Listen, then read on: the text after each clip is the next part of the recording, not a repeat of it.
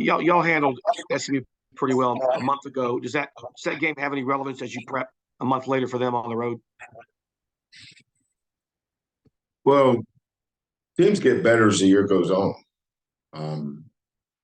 The Phelps kid had been hurt. I think they were just coming from a tournament in Hawaii where they beat Utah State and somebody else. Could have won the championship, lost a tough one to University of Hawaii in the championship game, but the Phelps kid was hurt. He's back healthy now. I think he had 26 Sunday at Wichita State. They lost in double overtime. So this is a much, much, much, much better basketball team today than they were a month ago. So to answer your question, no, it has no relevance. Can you give us an update on Terrence, his injury situation? I don't know. I mean, I haven't seen him today. Okay.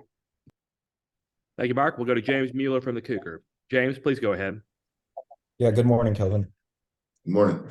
When we talked to some of your players yesterday, one of the main points of emphasis they said they wanted to see down this stretch run as you prepare for tournament is just rebounding, improving there. How would you assess where y'all are as a rebounding wise as a team? We're +8, probably one of the best rebounding teams in the country. Thank you, James. We'll go to Chancellor Johnson from KPRC. Chancellor, go ahead, please. Hey, good morning, Kelvin. Morning. Hey, Kelvin, at this point of the season, is there anything that has surprised you, that maybe something that you didn't anticipate going back towards the end, towards the beginning of the season about this group? That's surprising me as far as our team? As far as the team, yes, sir. No, I mean, every team writes its own story.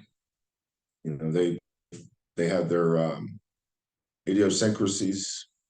You know, the lens that I look at them from is different than anyone else's. So, you know, I know what our weaknesses are. I also know what our strengths are. You know, but you learn your players. You learn their strengths and weaknesses. Then you try to hide their weaknesses as much as possible. Not always are they going to be able to overcome them. I think that goes for NBA guys too. But as far as what surprised me, nothing. I mean, it's just a normal, for us, just a normal season. You know, we played, how many games have we played? 25. How many? 25. 25, yeah. 25. So we played 25 games, and you know, you have peaks and valleys. They've come a long way.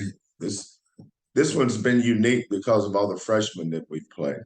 We haven't had this many freshmen, but it's also been fun for me. I've enjoyed watching their progress through our workouts, weight room, whether it's position workouts, individual workouts, team workouts. You know, you get a lot of joy.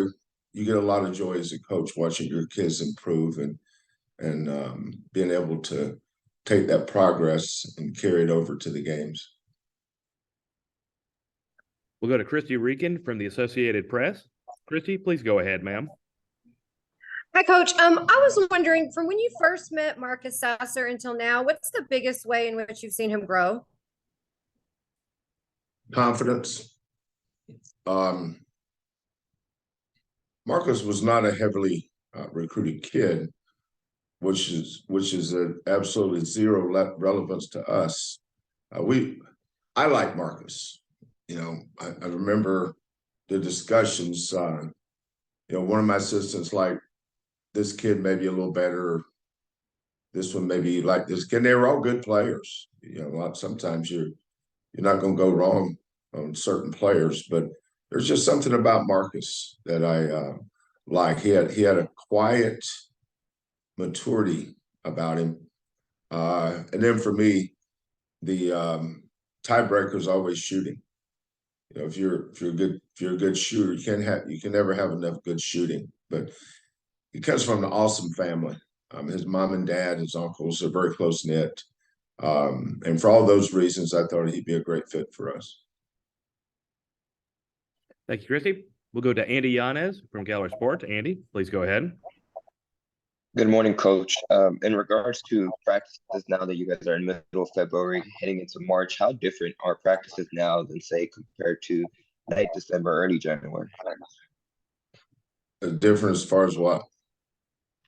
Maybe in terms of now that you guys have played 25 games, I'm sure you guys are kind of not necessarily focusing on any new things. It's much more about sharpening stuff. But I'm curious, like, does your approach change in terms of how you approach practices, or does anything change if at all? I'm not sure what you're asking, so I'll take a stab at it. Practices this time of year are maintenance, review. You're always adding something, whether it's a baseline out of bounds play, an after timeout set. You're always policing slippage. Our base where they're supposed to be in our pick and roll coverages, are they on time with their calls? Are we getting into paint showing bodies on drives? Are we helping to help, or are we helping because they need it? So I mean, I can go down a laundry list of things we work on. So I think the biggest thing is just getting to the next game. We've always used this time of year all the way to the end of the season. And there's no guarantee you're going to play your best basketball. It's not like I have some kind of magic wand say, okay, we're going to play our best basketball right now. You hope you do. I think just, maintenance practices are more direct to the point. You don't talk near as much because they know everything I'm saying now. If I say full court layups, start left-handed, or say three-man weave 21 4-1, they know what everything is. Where before you had to, in November, December, you're teaching and talking so much. That's why practices are so long. When somebody says, well, you had a 3-hour practice, well, you talked an hour of it. It's not 3 hours of practice. You're out there on the court for 3 hours. But this time of year, very rarely we're on the court more than an hour and a half. We'll go to Chris Gardner. Chris, go ahead, please. Coach, with these last few days off, how beneficial was it for the guys? I don't know. You'd have to ask them that. Did you notice any slippage at all in practice with the time off? No. I mean, we haven't been off. I mean, we practiced. We played Thursday. No, what day did we play? Wednesday. Played Wednesday. Thursday was off. Practiced Friday, Saturday. Sunday was off. Then practiced yesterday. So, no, I didn't see anything different.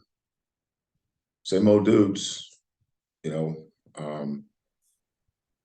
I mean, they were excited to be back in practice yesterday. The intensity level was really high yesterday. So, and there was, and if you're not matching the intensity level of practice, you're going to stand out.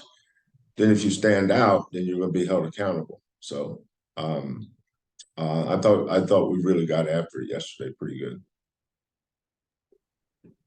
Chris, do you have another question, or is that your? I do, Jeff, if I can. Go ahead.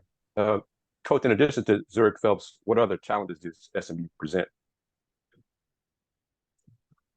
Well, the Zach Nuttall kid is a little kick of dynamite. You never know when he's going to go off. He's an elite athlete. A system that they run with Rob is perfect for Nuttall and Phelps. Kid that's really playing well now. 2 kids is their front line. Williamson, kid that transferred from Louisville, and Big Effie. You can tell they're a lot more comfortable. They're a better team today than they were, a much better team than when we played them. They're all healthy now. They've got all these games under their belt. they've been in just about every game. They easily could have won the Wichita State game in regulation. They played everybody in the league tough. So, we just go back on the road and just play our style of ball. It's not like we're going to roll out and say, let's do this today. We do the same thing every day, every game. Here's what we hang our hat on.